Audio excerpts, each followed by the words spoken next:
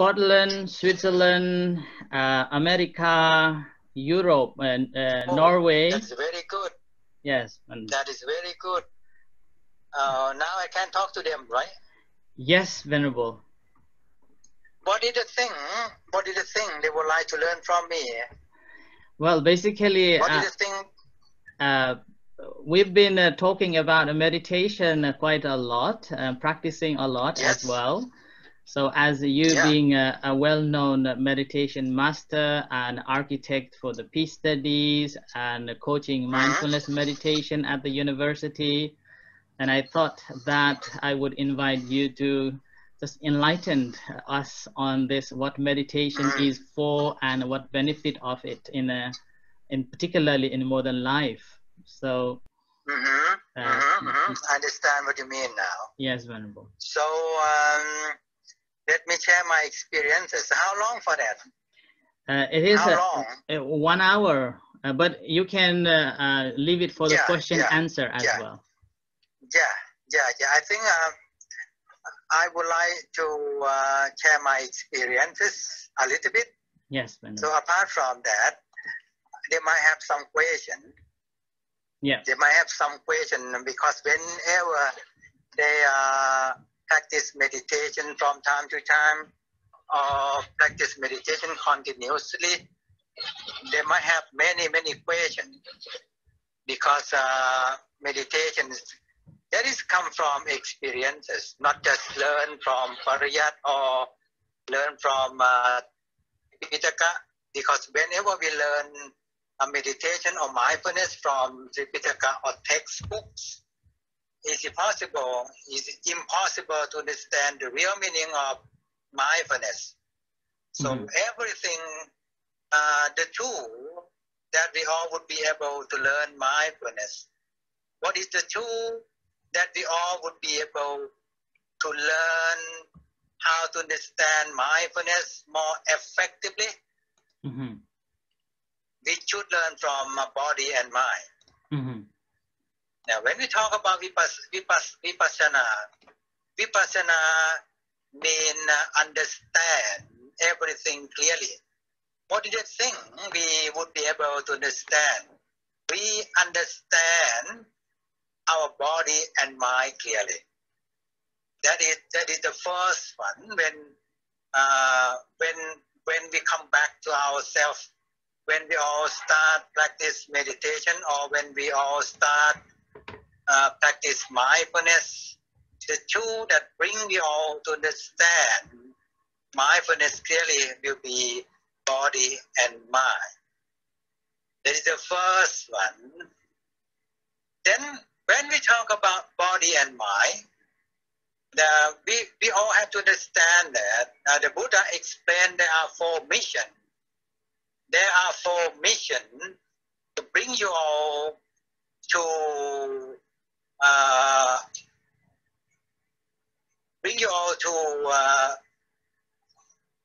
understand by using mindfulness, which means you have to use mindfulness to observe physical body.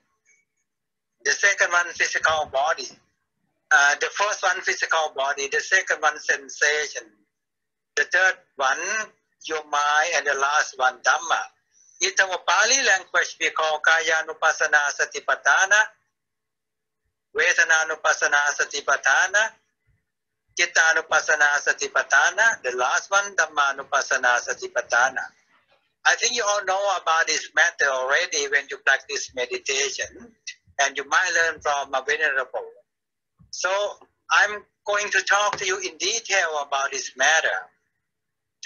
When you learn how to understand physical body, because the first one, that is the way to bring your mindfulness, to bring mindfulness, to observe.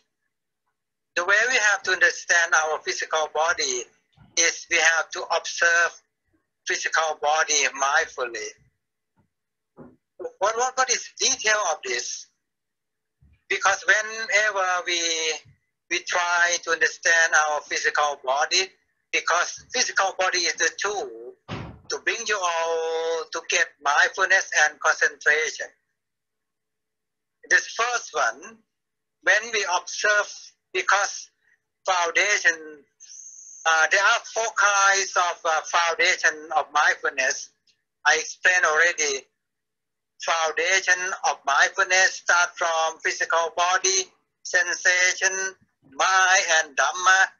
So every time, whenever you have to observe it, when it is the thing I would like to explain to you, there are 2 kinds of meditation: formal meditation or an informal meditation. Formal meditation and informal meditation. When you talk about formal meditation, it is the thing I try to explain to you. And when you come back to your home, you clean your body, and maybe sometimes you go to the temple, then you start practice meditation. That is a formal meditation that start from observe your physical body. Try to, anytime, the way we explain and the way we bring many people to practice is to observe your physical body. But the thing is occur in your mind, body clearly. When you close your eye, the way we bring you all, we would like you all to observe your stomach. Your stomach. You observe your stomach. When you see your stomach, you try to observe phenomena of your stomach. Many times we let all of our students observe your stomach, abdomen. Observe abdomen. When rising, falling occur, not just observe abdomen, we just observe phenomena. How you feel. Many times people try to breathe in and breathe out. They try to control the breath. Many times they try to control the breath when they breathe in and breathe out. But the way we practice, we just see when your body breathes in and breathes out. Not just you try to command your body to breathe in and breathe out. Every time when we breathe in and breathe out, just breathe in and breathe out naturally. No one control, no one command you breathe. You observe abdomen. Observe it. Naturally, carefully, more effectively. Don't control, don't interfere. Just let it be. Let breathe in and breathe out occur or arise continuously. When you close your eye, observe abdomen, the area of stomach. Observe it. See. Just see what happened. When you can see breathing, when you can see phenomena, when you breathe in, you just observe and note it. Breathing or rising. When you breathe in, you see your abdomen, phenomena of abdomen occur. Rising and falling. See and observe it. See, observe and note it. Rising, falling. It's rising, falling. That is try to observe it. The one thing I would like you all to be careful. When rising, falling occur, don't control your breath. Just let your breath occur continuously. Our duty, try to observe and note rising, falling, continuously. When you try to observe like this, it might be 20 minutes, it might be 20 minutes or maybe 25, something like that. You might be thinking. You might be thinking and wondering. Just leave from rising and falling. Go to observe, thinking and wondering. Try to observe and note it. Observe it. See, observe and note it. See, observe and note it. Wondering, thinking. Wondering, thinking. Wondering, thinking. Continuously.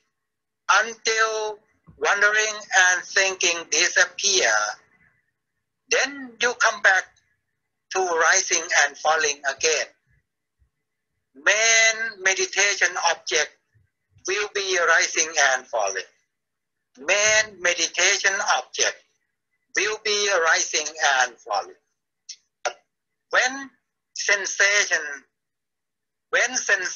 or emotion occur inside your mind, sensation, sometimes when you are sitting meditation, you feel pain.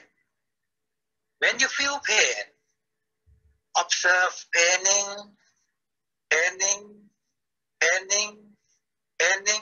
observe area you pain. Then you try to notice.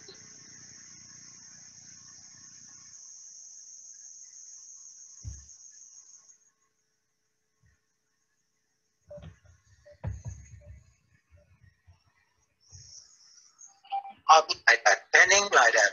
Yes, when you observe like that, eventually panning will disappear. When panning disappear, then you come back to rising and falling again. But the thing I would like to remind you all should observe and note one by one. When rising, falling, when you observe it subtly, thinking and wondering occur, you go to observe thinking and wondering. Eventually, thinking and wondering disappear, then come back to main meditation object. So after that, you go, then sensation or it might be paining occur. You go to observe paining. When paining disappear, you come back to main meditation object, that is rising and falling. The way will be like that. That is for those who start practice meditation, they will observe like this again and again. This is formal meditation.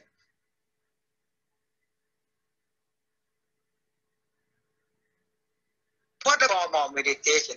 When I talk about formal meditation, I call passive mindfulness. We call passive mindfulness. Passive mindfulness means you just keep silent. You just keep silent. Practice sitting meditation, walking meditation, standing meditation. You keep silent all the time like that. Now sometimes you practice 7 days, 3 days. Don't talk together. Just keep silent and practice meditation continuously. Will be like that. I call passive mindfulness. But another thing is that informal meditation will go together with active mindfulness. What about active mindfulness? Active mindfulness means every time you can practice mindfulness, mindful watching television, mindful telephoning, mindful cleaning, mindful speaking, mindful reading, mindful driving. That's it. For example, mindful planting, mindful painting. So everything, every activity all the day, every day, you would be able to practice meditation every time when you breathe in and breathe out.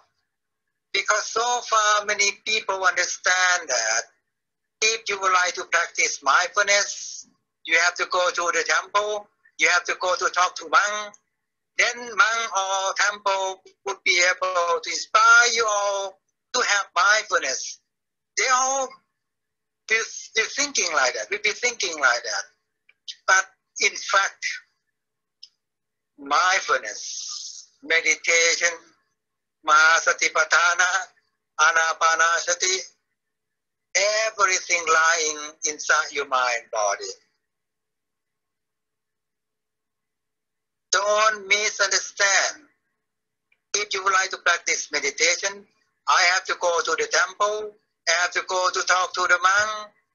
It's not true. Mindfulness meditation is in your mind body, lying inside your mind body. Because mindfulness, you just aware, you just be aware, you just understand everything as you are. Be aware all the time at the present moment. When you are listening, now you are listening, it's a mindful listening, mindful cleaning, mindful driving. So that is the time to be mindful. It's time to be mindful.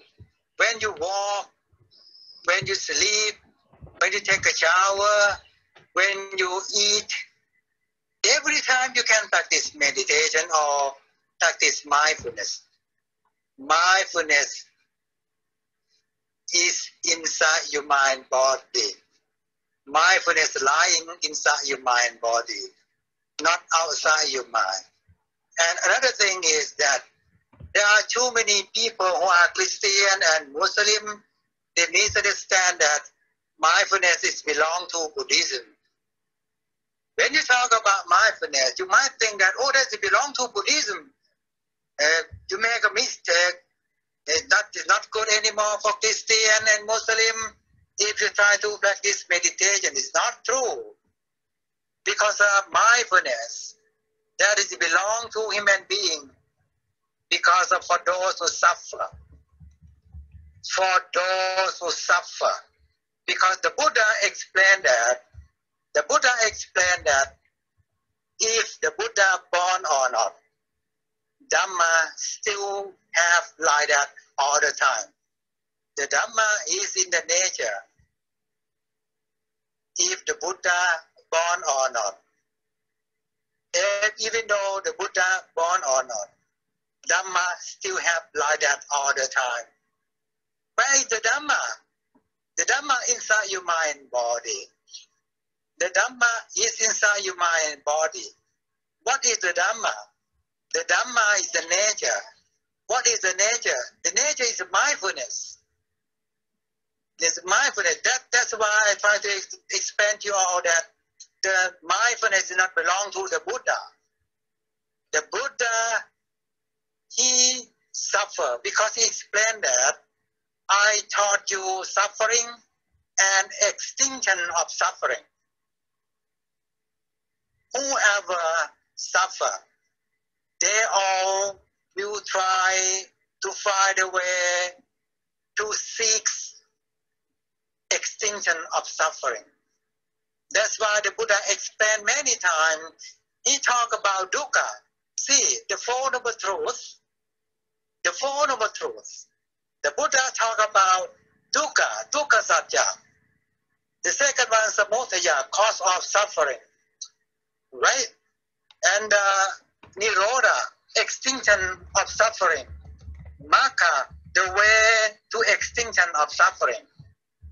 The Buddha talk about dukkha because in terms of materialism, in terms of consumerism, you try hard to find money, you try to work hard to get the job, you try to work hard to get money. All of you, there are too many people that think that whenever I get a lot of money. Whenever I was promoted to be high position, that is the time to me to be happy. When I got a lot of money, I will be happy.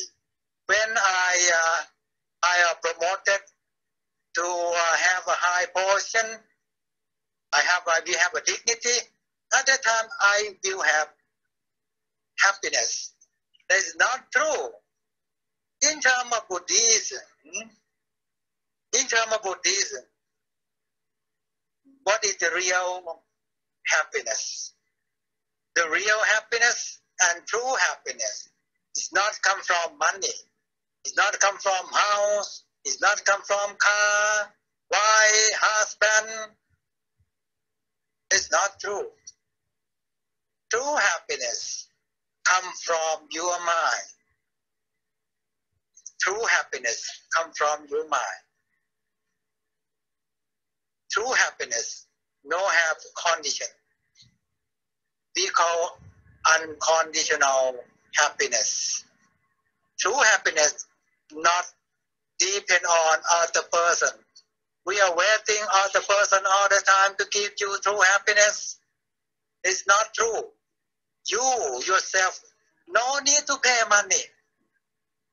No need to pay money to get true happiness. No need to buy true happiness outside your mind. No need to use more money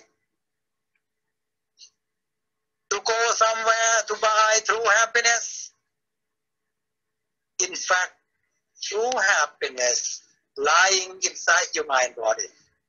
True happiness is inside your mind body. What is the tool to bring you all to find true happiness? That is mindfulness. That's the reason why the Buddha had to leave from royal family, leave from his family, go to the forest, practice meditation on the top of the mountain, because he tried best to find true happiness inside his mind body. Eventually he understand. He tried best to find true happiness outside his mind body. Eventually he disappointed because of that.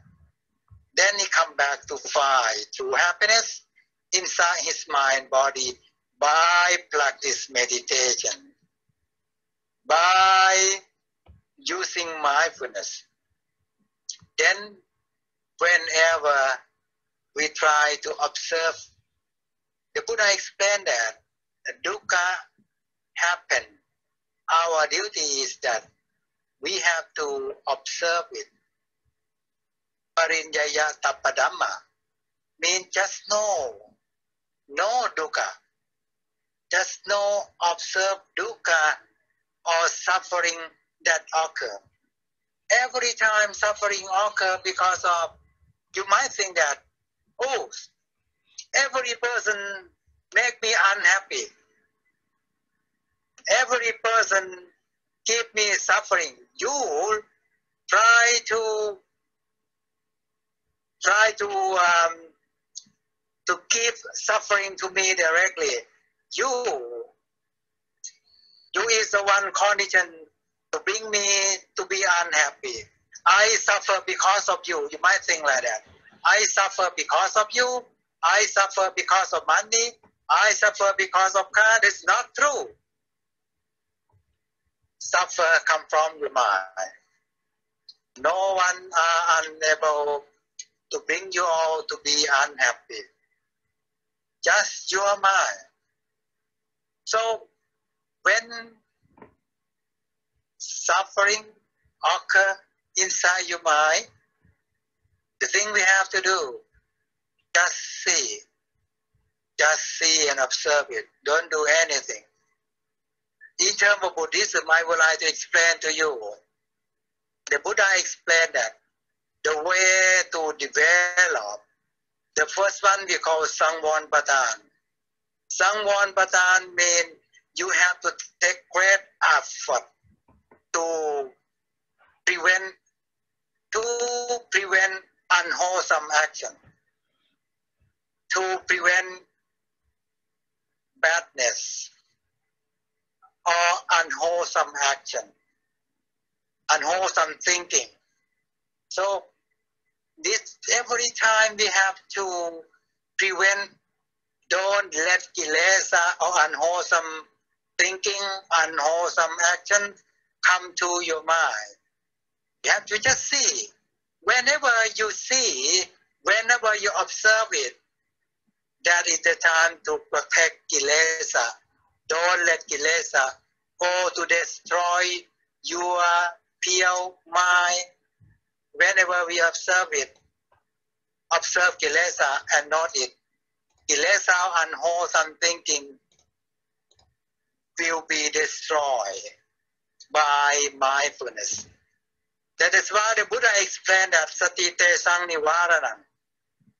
In terms of English, we call mindfulness will protect badness. Mindfulness will protect badness. That's the reason why when you first practice meditation, you have to be mindful all the time, because mindfulness will protect badness, unwholesome thinking, action. That's the first one. Key thing, that is mindfulness, will be able to protect kilesa, unwholesome action. The second one, Pahana Patan.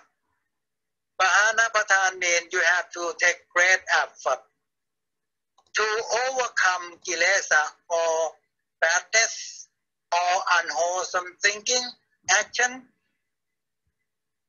our duty. Because when you close the door already, Sangwon Patan mean when you try to prevent kilesa, don't go to inside your house to destroy your mind, you protect already. So after that, Pahana Patan mean it is time for you all to take great effort to overcome kilesa, badness, or unwholesome action that occur inside your mind. Every time when you observe kilesa or you observe ignorance, whenever you observe attachment that still have inside your mind, when you observe attachment or thinking, wandering, then you observe that it again and again.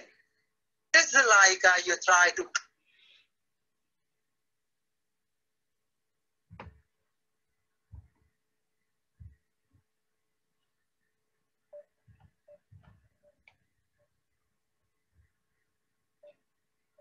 clean your house. When you clean your house.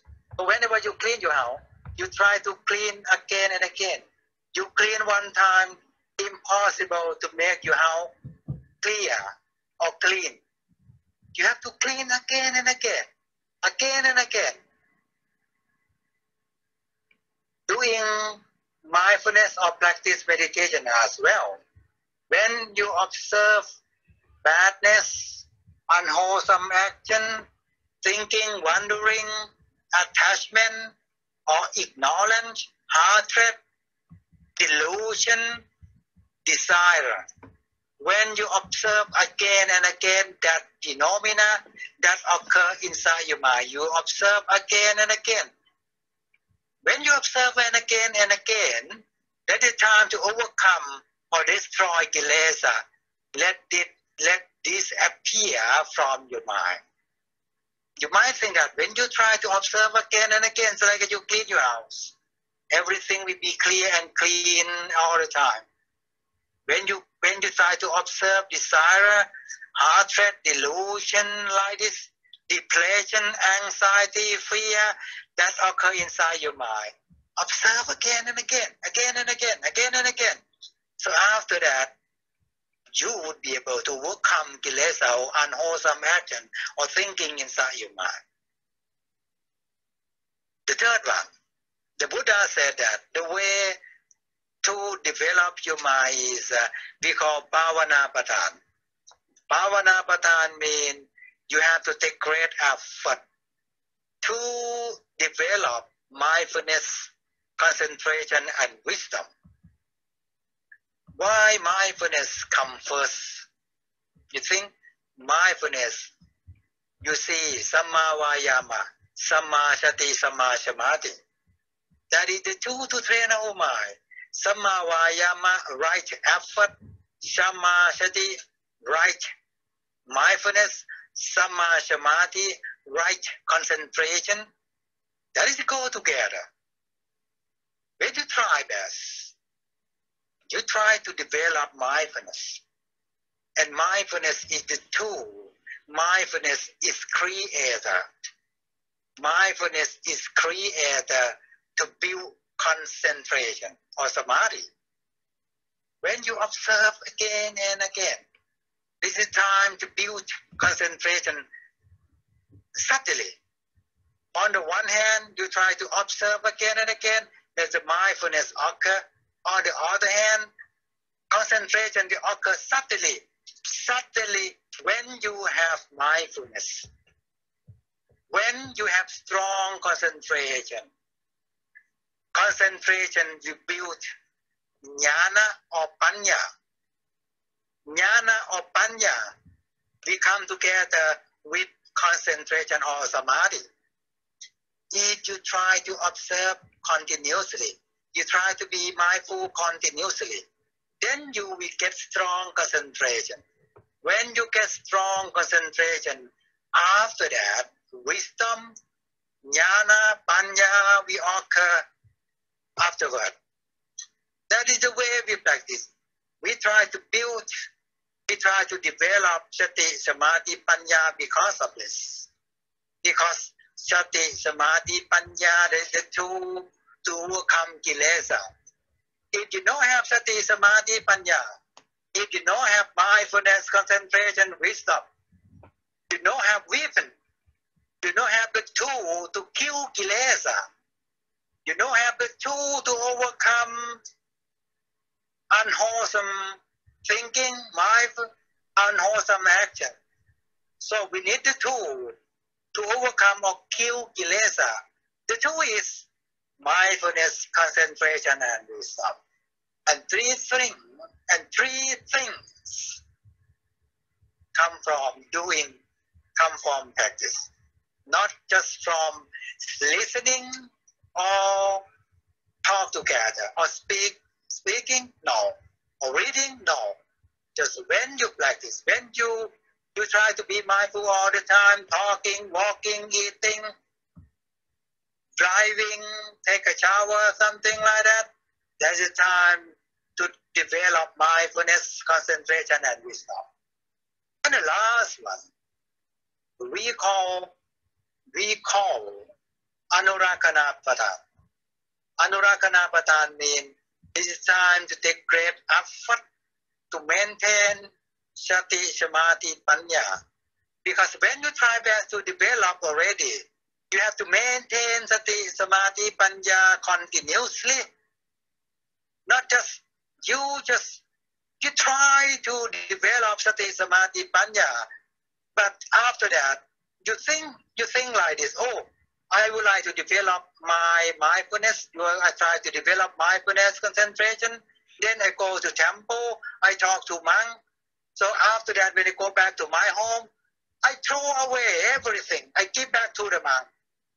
You think that mindfulness is in the temple. Mindfulness is in the monk. So when you leave from the monk, you leave from the temple, you throw away. You give back mindfulness and concentration to the monk or temple. But please, when you get mindfulness, concentration, and wisdom already, try to maintain. Like you look after your son, you look after your body, you look after your son, you look after your boyfriend, girlfriend, you look after your father, mother. Why you try to look after very well? But why you don't think that, oh, mindfulness is like my son. Mindfulness is like my son. Mindfulness is like my daughter. Mindfulness is like my mother, father. I have to take the best care of mindfulness. I have to look after my son. It's the way to maintain mindfulness, concentration, and wisdom. let them all appear in our mind all the time. That is the reason why we try to bring power to your mind. We call mind power or power of mind. What is the meaning of mind power? What is the meaning of power of mind? Our mind, we have a power because of mindfulness, concentration, and wisdom. If your mind don't have concentration, you lose concentration again and again. You lose mindfulness again and again. Your mind will be weak. No power. Your mind, no power. That is why I try to affirm you all. When you try best to prevent badness or kilesa, then you try best to overcome kilesa or unwholesome action. After that, we try to develop mindfulness, concentration, wisdom. At the end, fourth step, you have to maintain in order to put power into your mind. If we try to do like this, I think you all will be happy with your life. But many times, every people ask me, the Buddha, the reason why I have to practice meditation, how can I get benefit from doing meditation? One thing I would like to remind you, when you start practice meditation, don't have expectation. Because many foreigners, many my disciples, when 12 years ago when I went to Oxford University to study at Oxford University, there are too many lecturers. People come to talk to me, ask me, they expect, I would like to get a benefit from the meditation. I really want 1, 2, 3, 4, 5, blah, blah, blah, blah, to get benefit from the meditation. I told them that when you first practice meditation, when you start practice meditation, no have expectation. The thing we have to do is just observe it. Observe it. Observe it. No desire. If you have desire, I would like to be 1, 2, 3, 4, 5 of mindfulness. The reason I come to practice because the 1, 2, 3, 4, 5 difficult to develop mindfulness, concentration, and wisdom. Because you try to have attachment. Don't hold attachment. Just see. Just see. See and let it go. Everything, every phenomena that occur inside your mind, body, come and go all the time. You will see when you try to observe it, attachment, ignorance, desire, heart rate, fear, anxiety, depression. When you try to observe again and again, that phenomena will disappear. You know why? Because the Buddha taught about 3 characteristics. Anicca, dukkha, anatta. Anicca means every phenomena will be impermanent. Everything impermanent. Everything is unable to be like that all the time. Everything changing all the time. No one control. No one control. No one interfere. Do our duty. Just observe and come, let it go. Don't hold all emotion. Everything, every phenomena occur inside your mind, body. Don't hold. Just see, observe it. Just see, observe, note it, then let it go. See, note, observe, see, observe, note. You try to do like this. Try to be mindful, see, observe, note. It's the way we try to do when we practice meditation. So I think, from my experiences, once again, mindfulness, you lying, mindfulness, concentration, wisdom, lying inside your mind, body. The Buddha explained that who see the Dhamma, who see the Buddha. Well, who is the Buddha? Who is the Buddha? Because the Buddha passed away already. 2,600 years ago, the Buddha passed away already. But the reason why the Buddha explained that, who see the Buddha, who see the Dhamma, who see the Buddha? Because Dhamma, mindfulness, concentration, wisdom, lying inside your mind body. When you see Dhamma, mindfulness, concentration, pain, everything occur inside your mind body, it's time to see the real Buddha. The meaning of the Buddha is wisdom, awakening, and rejoice. There's the meaning of the Buddha. There's the phenomena. The Buddha is not the physical body. The Buddha, real Buddha is a phenomena. Wisdom, awakening, and rejoice. If you all would be able to see the Dhamma, Sati, Samadhi, Panya, mindfulness, concentration, wisdom occur inside your mind body, it is time to see the real Buddha who is waiting for you inside there. So I would like to inspire you all. I would like to motivate you all to practice meditation. If you practice like this, the Buddha explained that Nibbanang Paramang Sukham. You all will be free. When you practice no attachment, don't hold anything, samadhi or concentration or panya will bring you all to be free from attachment, from hatred, from desire, from fear, anxiety, depression. Then you're free from that emotion. Eventually, you will be happy. You will be able to seek true habits that lying inside your mind body. To do all that, you all will try best to practice. Eventually, you will see that phenomena by yourself. The Buddha just inspire you. The Buddha just explain the Dhamma to you all. The one who will be able to understand the real Dhamma inside your mind body will be you. Not just learn from master, not just learn from common Buddhist text, not just learn from everything outside you. Your mind body is your master. Your mind, your body is your master. Whatever you would like to learn, whatever you would like to understand, please ask your master. Your master is your mind body.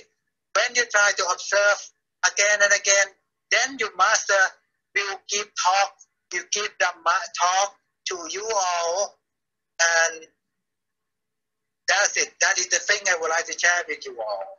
I thank you very much, Bhante, that bring me to share my experiences with your disciple and your friend. Thank you.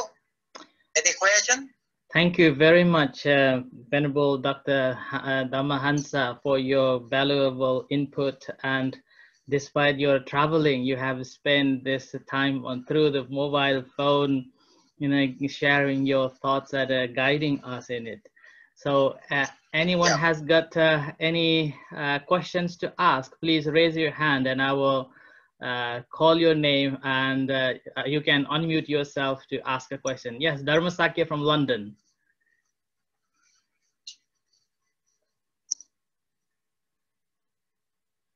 Unmute yourself and then ask the question.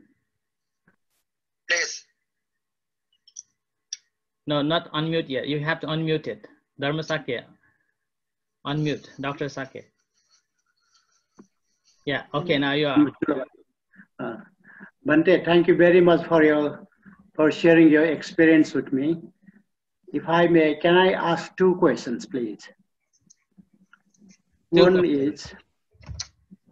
First question is, for someone who has never practiced meditation, who doesn't know meditation will help, how do you motivate and convince them that the meditation is good for life, it benefits you in the life?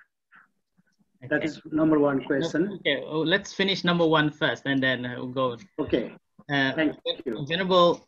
Would you please revise again, Bhante? Yeah, so the question is, if someone never been practiced and never come to contact with the Buddhism, and how would we introduce meditation to them?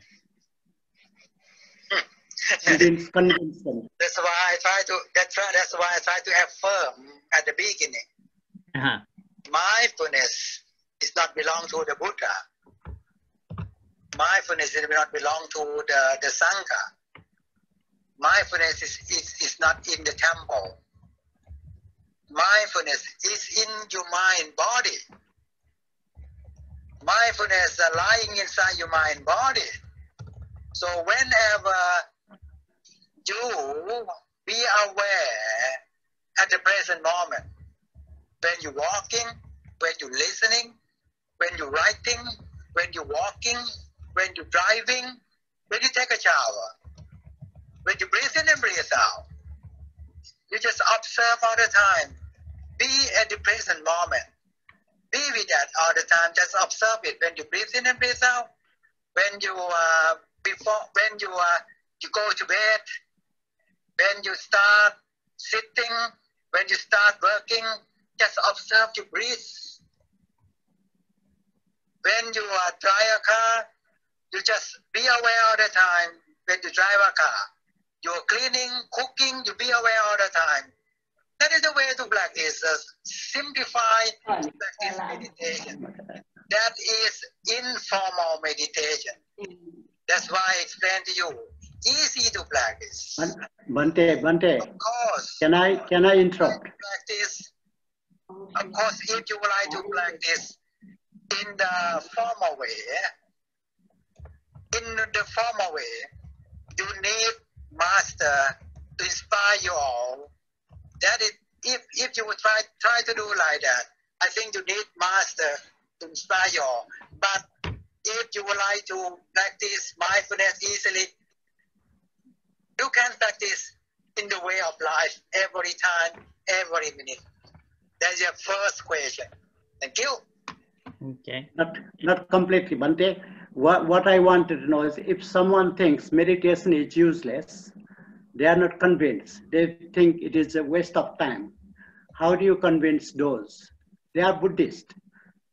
I myself practice meditation. This is the question I was asked. That's why I was saying, if there's a simple way to convince someone who is a Buddhist, who goes to the temple, but meditation they think is useless. It is a waste of time.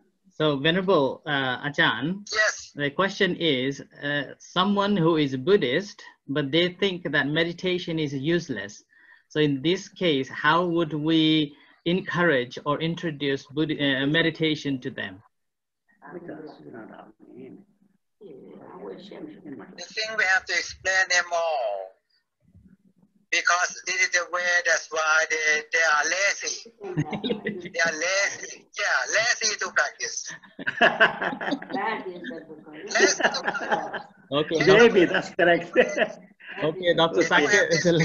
Can I ask second question? Yeah. Can I ask second question, Bhante? Okay, I'm sorry.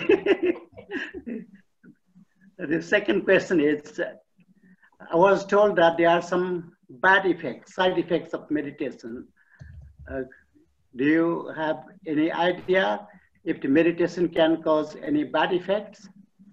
Venerable Ajahn, yes. The second question, the question is that people think there is a side effect of a meditation. Do you think that it is possible? Or is there any side effect of meditation? Like if you take medicine, if you take any medicine, it has got side effects. So I was told that some people told. I cannot hear anymore. All right, okay. If we take a medicine, there is a side effect. And there are people think that practice of a meditation has also some side effects as well. So what would you think? Is there a side effect of a meditation or not? You mean they try to take medicine, right? No, a side effect of a meditation, like when you take Oh, a side effect. yes. Side effect of meditation, right? Yeah. Is there a side effect of a meditation? He would like to know side effect of meditation, right? No, he would like to know whether there is any side effects of a meditation in your understanding. I see. You mean from my experiences, right? Yes, yes, Venerable. Side effect of meditation when you practice. There are too many phenomena. The three things I would like to give you some example. Explain from experiences of the Buddha, and to me as well. When I went to Myanmar and I went to practice on the top of the forest, then on the top of the mountain, and we come back. What is the side effect I get from there? The first one we call parisutto. Parisutto means whenever you practice meditation, you might have compassion, you might have a loving kindness. That is, you might be peaceful. When you practice like this, you can observe from your breath. Your breath will be calm, your body will be calm, relaxed, something like that. That is the first one. The second one, whenever you practice meditation, your mind will be strong. In terms of Buddhism, we call it samahito. When you practice meditation, your mind will be strong. When your mind is strong enough, of course, when you go to work, somebody dislike you anymore. They try to take advantage. They try to do bad things to you. They try to talk to you badly. But because of your mind is very strong at that moment, you strong enough, your mind is strong enough. No way to be heart-threat, no way to be fear. So you can observe your mind and don't fear anymore. That's why your mind is strong at that time. At the end, when you practice meditation will bring you all to do a job, to work more effectively, to make a decision correctly. That's why when you go to work, when you I saw many officers who work at Google company, IBM company, they all practice mindfulness because when they come back to work again, work they try to do, we complete peacefully and effectively, something like that. That is my answer, Bhante. Any negative effects of a meditation, Bhante? Venerable. I think no negative effect meditation. If you try to practice meditation correctly, yeah, you try to observe correctly because you go to the wrong way. Like the Buddha so far as well, before he achieved enlightenment, before he achieved nirvana, he go to the right way we call miccha titi, miccha sankappa, miccha kammanta, miccha vayama. When you try to practice in the right way, you observe the right way correctly. From my experiences, I practice meditation. So I become a monk for 40 years. I become a monk for 40 years now. And I taught meditation. I teach meditation for 20 years. Many foreigners who come to learn meditation with me, if we try to teach them all correctly, properly, I think I never see people who go to the right way, to the wrong way. They're all happy, so happy because of this. So I think as a mindfulness master, that's why I have one program we call a diploma on mindfulness master. I let many students from many countries come to learn mindfulness master program. There's a way to bring them all to go to the right way, to practice correctly. Yeah. Thank you very much, Venerable. Okay, thank you, Bante. Thank you. Anyone would like to ask? Oh, Karina wanted to ask a question. Karina, please unmute yourself and ask a question, please. Hello.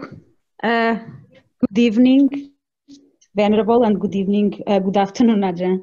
Thank you very much for your time. I have two questions as well. So the first one is related with the passive mindfulness. Sorry? When we practice mindfulness by keep silence. Yeah. When we practice mindfulness for keeping silence, yeah, like the passive mindfulness, in that case, so we are with the eyes open, we are just meditating in silence, but eyes are open. So the stimulation that comes from outside, it can distract your mind.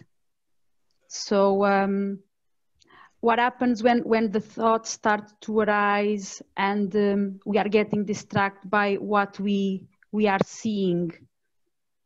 It's like it's the same way we should observe it and let it go, or what can we do to don't get distracted so easily when the eyes are open but we are keeping in silence to meditate? So Venerable Ajahn, the question is, please. When we are practicing meditation in silence, but eyes are open, at that time, mind can be distracted. In that case, what should be done? You open your eye, right? Yeah. So this is a way I try to train my new practitioner. But so far, when they start practice meditation, I will bring them all to sit under the tree. Just keep silent and observe the nature. You might observe everything around you. At that time, because at the time we stay in the forest, right? Yeah. We just keep silent all the time until they're ready to close their eye. Because at that time they are not ready to close their eye. Then I told them all that please open. But one condition is that you have to focus on one position. You might focus on one position at one time. What is the thing you have to focus on? When you open your eye, don't move your eye from that position. One place, one time, at the present moment, focus on. For example, you focus on the leaf of the tree. The leaf of the tree, you focus on that one. Then when they observe like this again and again, not so long, they all will be ready to close their eye. Because they might understand that, they will understand that when they open their eye, everything will interfere. They will lose concentration easily. So that is the thing we bring them all to come back their body and mind after that. So to me, no problem. If you like to open your eye, this you can do like that. But one condition you have to do, you have to focus one thing, one time, at the present moment, something like that. Okay. Yeah. Thank you. What's the next question? Thank you. So the next question is, when we observe again and again a thought, and that leads to mindfulness, and mindfulness generates concentration, and after concentration comes wisdom. So when the Venerable refers to wisdom, the wisdom is when we are able to deal with a certain situation or thought. Like, what is the definition of wisdom? Okay. It's like Yeah. So Thank Venerable Ajahn, the question please. question is that when we observe object again and again, that makes our mind concentrated, and with that concentration, it helps us to have a wisdom. So that wisdom is about to know the thoughts or anything. So can you explain about the wisdom, please? It's a good question. I like it. I like this question. That is a good question. The way when we observe, for example, we observe painting, right? Yeah. When we practice sitting meditation, at that time, painting occur. We be mindful with painting. Observe painting, painting, painting, painting, painting like this. Every time when you observe it, observe and note it. That is a time to be mindful. The time to be mindful is time to get strong concentration. When you have strong concentration, eventually you will have wisdom. What is wisdom you get from that? You all understand that, oh, the painting, phenomena, that phenomena